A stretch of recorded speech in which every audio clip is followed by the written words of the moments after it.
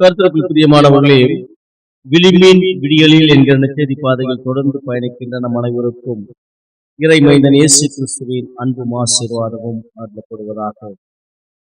இந்த உலகத்திலே வாழுகிற நாம நமக்கு வரும் பிரச்சனைகளை, எதிர்ப்புகளை கண்டு பயந்து போகிறோம். காரணம், நாம் ஆவிக்குரிய வாழ்வில் தைரியமாய் நிலைத்து நிற்பதில்லை. பாருங்க, ஒரு பள்ளியிலே 5ஆம் வகுப்பு மாணவர்கள் மிகவும் பரபரப்பாகவும் கவலையோடும் பயத்தோடும் காணப்படுகிறார்கள். இவர்கள் எதற்காக இப்படி இருக்கிறார்கள் என்று சொன்னால், அறிவியல் ஆசிரியர் அவர்களுக்கு ஒரு சிறு தேர்வு ஒன்றை நடத்துவதாக சொல்லியிருக்கிறார். அதற்கென படிப்பதற்கு ஒரு பாடத்தை அவர் கொடுத்திருக்கிறார். மாணவர்கள் ஆசிரியர் வர சில நிமிடம் தாமதமாகவே வாசல் கதவை நோக்கி பார்த்து கொண்டிருக்கிறார்கள். படிக்காத மாணவர்களுக்கு ஆசிரியர் இன்று வராமல் இருந்தால் நன்றாக இருக்கும் என்கிற எதிர்பார்ப்பு. பாதி படித்து பாதி படிக்காதவர்களுக்கு படித்ததிலிருந்து கேள்வி கேட்டா நல்லா இருக்கும், நாம் எழுதிவிடுவோம். ஆனால் படிக்காததிலிருந்து கேள்வி கேட்டால் நாம் என்ன செய்வோம் என்கிற குழப்பம்.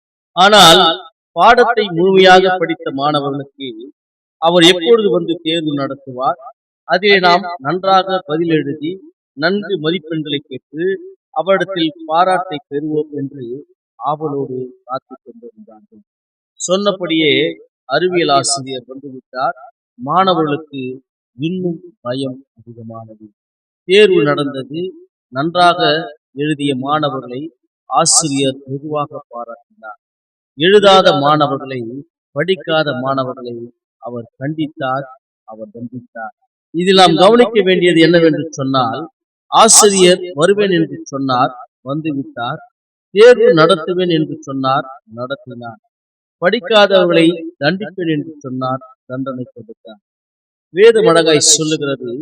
மத்தேயு 25ஆம் அதிகாரம் 13ஆம் வசனம், மனுஷகுமாரன் வரும் நாளையாவது நாழிகையாவது நீங்கள் அறியாதிருக்கிறபடியால் விழித்திருங்கள் என்று சொல்லி திருமறை நமக்கு தெளிவுபடுத்துகிறது. நாம் ஆயத்தமாக இருக்கிறோமா?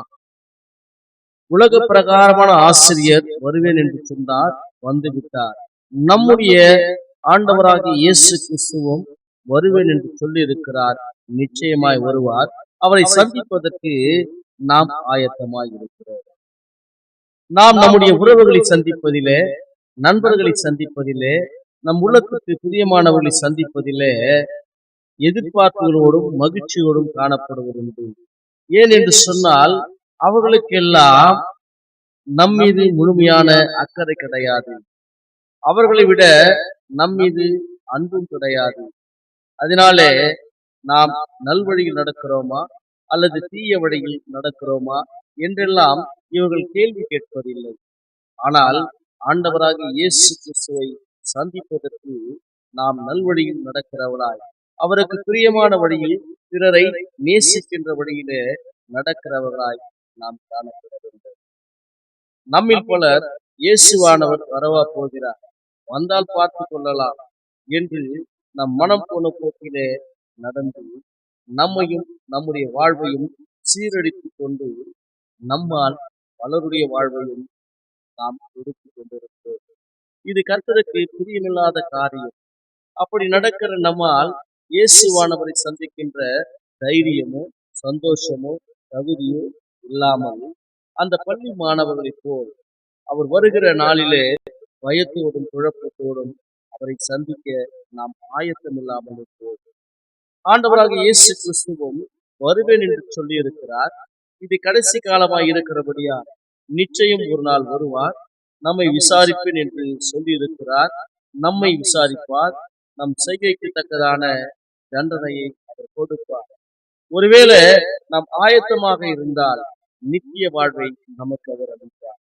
அவரை சந்திக்க ஆயத்தமாக நாம் எப்படிப்பட்டவர்களாய் இருக்க வேண்டும் என்றால், 1 யோவான் 4ஆம் அதிகாரம் 17ஆம் வசனம் இப்படியாய் சொல்லுகிறது. நியாயத்திற்கு நாளிலே நமக்கு தைரியம் உண்டாயிருக்கத்தக்கதாக அன்பு நம்மிடத்தில் பூரணப்படுகிறது. ஏனென்றால் அவர் இருக்கிற பிரகாரமாக நாமும் இவ்வுலகத்தில் இருக்கிறோம் என வேத வார்த்தை நம்மை தெளிவுபடுத்துகிறது. ஆண்டவராக இயேசு கிறிஸ்துவின் அன்பை கொண்டு அனைவரோடும் அன்போடும் வாழ்வோம். அந்த அன்பின் தைரியத்தோடு அவரை சந்திக்க நாம் ஆயத்தமாவோம். கர்த்தர் நம் அனைவரையும் ஆசீர்வதிப்பாராக. எங்கள் அன்பின் ஆண்டவரே, உம் அன்பின் பலத்தாலே எங்களை இடைக்கட்டி காத்து உம் அன்பிலே நிலைத்திருந்து உம்மை சந்திக்க தைரியம் உள்ளவர்களாய், தகுதி உள்ளவர்களாய் நீர் எங்களை மாற்றும். ஆமேன்.